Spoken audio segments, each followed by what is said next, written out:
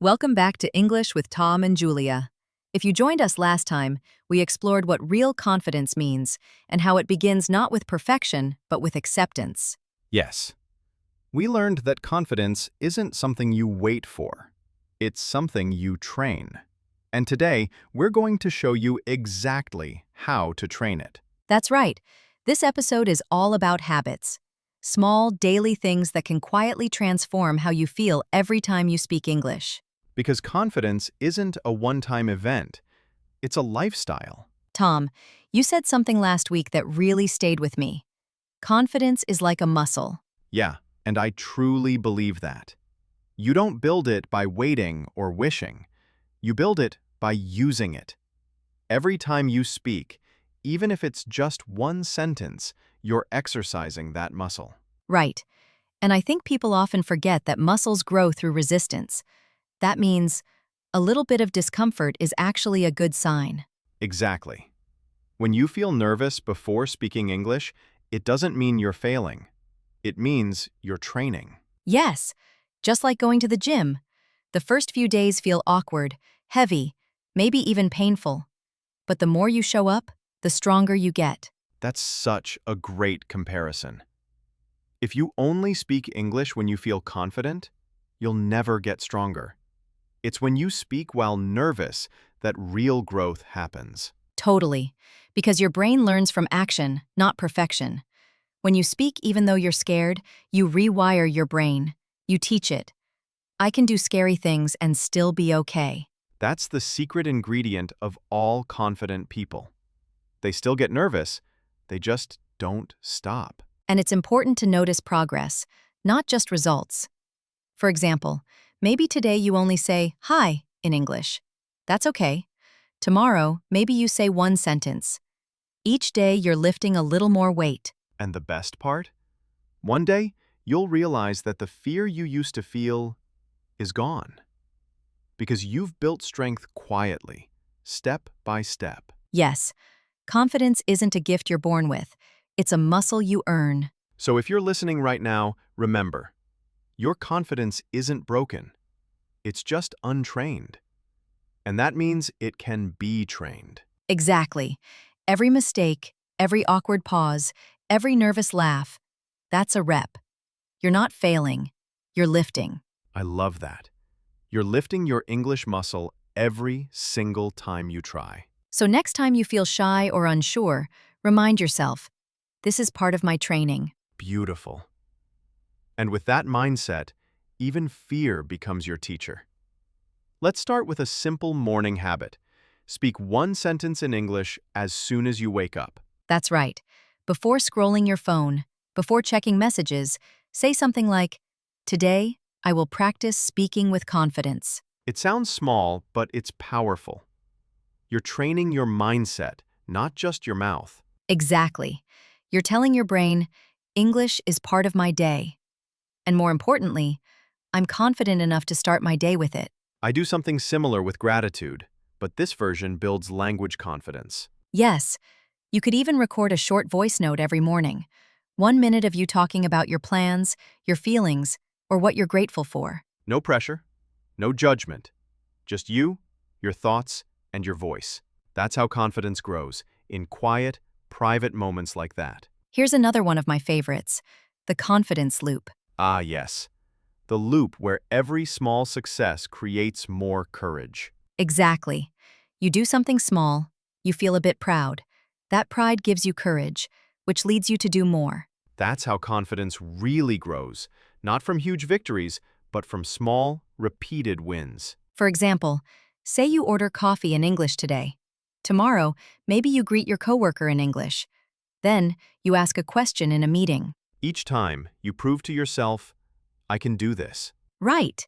And the magic is, your brain starts to expect success instead of fear it. Confidence becomes your new normal, not something rare or forced. Let's talk about something many learners overlook, body language. Oh yes, this is a big one.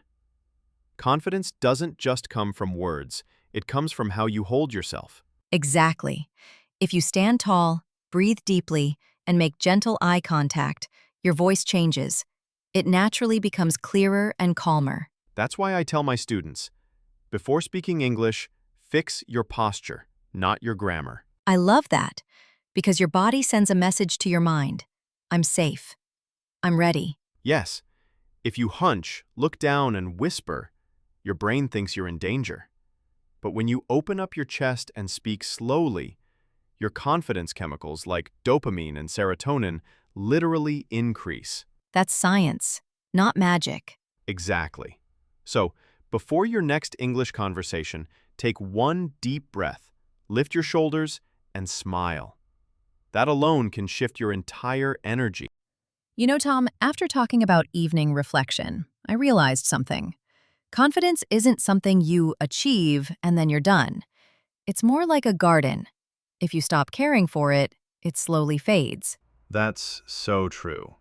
People often think confidence is permanent, like a certificate you earn once and keep forever. But it's not. It's alive. It needs attention, patience, and care. Exactly. That's why I love what you said earlier, that every small action is a seed. Your morning habits, your daily speaking moments, your evening reflections. All of them plant confidence for tomorrow. Yes. And some days you'll feel strong and fluent. Other days you'll feel quiet, uncertain. But that's okay. Confidence isn't about feeling fearless. It's about showing up even when you don't. You know, I think this is the part most learners miss. They wait for the perfect day, when they feel ready, fluent, confident.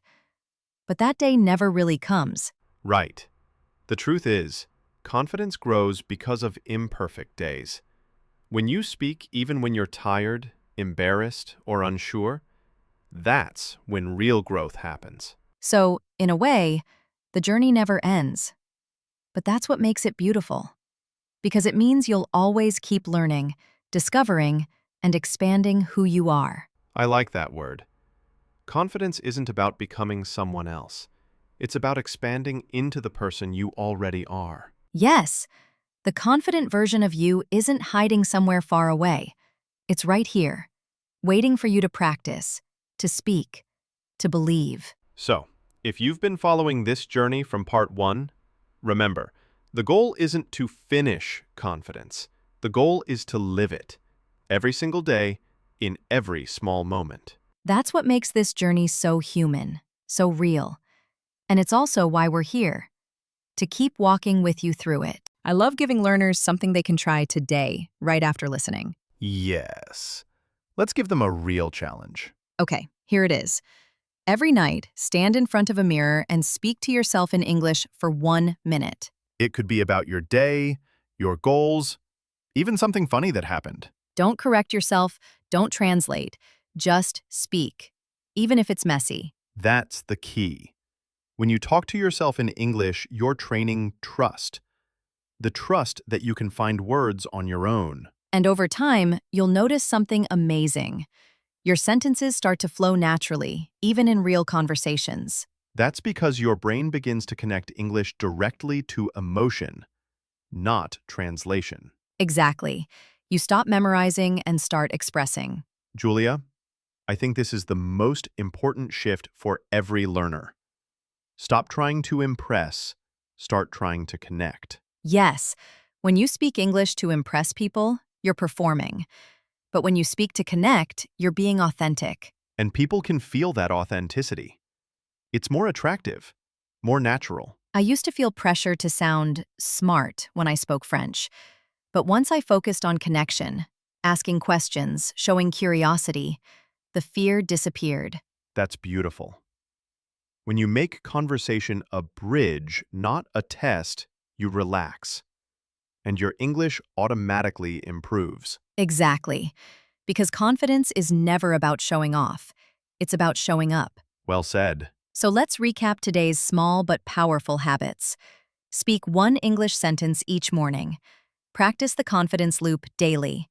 Use body language to send your brain safety signals. And talk to yourself in English every night. Yes. Tiny steps that add up to massive change. Confidence isn't built in a day, but it is built every day. Exactly. And remember, it's not about how many words you know, but how many moments you show up and try. Confidence grows in the silence between your doubts, when you decide to keep speaking anyway. Thank you. And next week, we'll wrap up this mini-series with Part 3, The Mindset of Lifelong Confidence. Staying calm, clear, and connected. It's going to be a deep one. We'll talk about how to keep your confidence strong, even on bad days. So don't miss it. Until then, keep practicing, keep breathing, and keep believing in your voice. You're doing better than you think, and we're proud of you. Take care, everyone. And remember, your voice matters.